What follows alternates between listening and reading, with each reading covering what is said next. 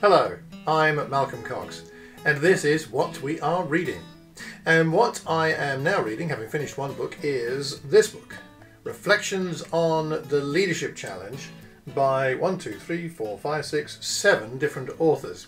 Very interesting book, and I'm reading it as a background to a leadership training program we're doing in the Thames Valley Churches of Christ.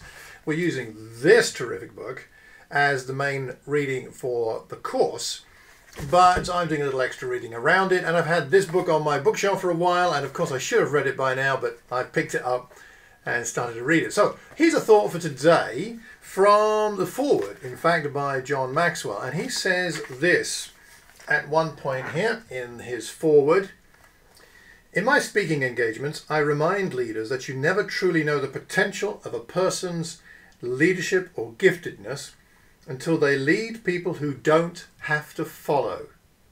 Until they lead people who don't have to follow."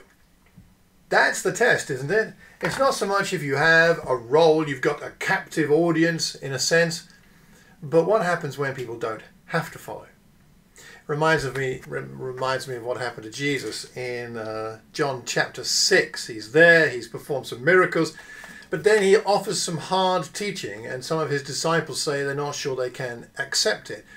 My own tendency with my insecurities would be to soften things, to say, let's reflect and hang on a bit.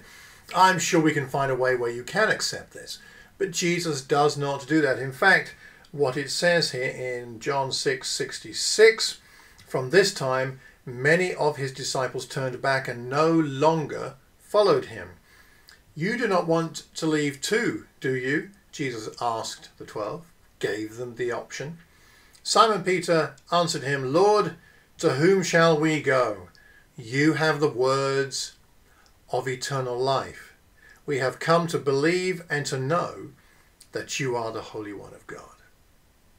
Now, in my leadership, I'm not going to have that kind of authority or identity. However, what we see is Jesus gives Peter and the disciples a choice. And what they say is, there's something different about you. Your convictions, your teaching, the way you are, the words of eternal life, we know who you are. And so we must carry on following you.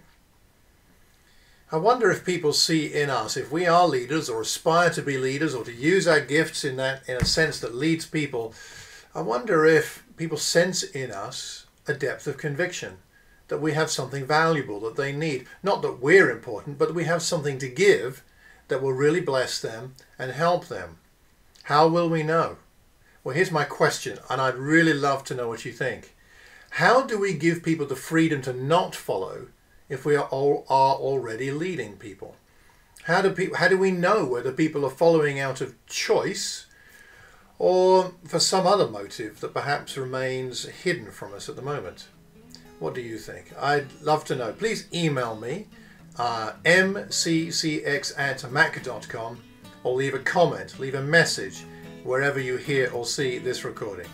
And until the next time, I hope you have a wonderful day, and God bless.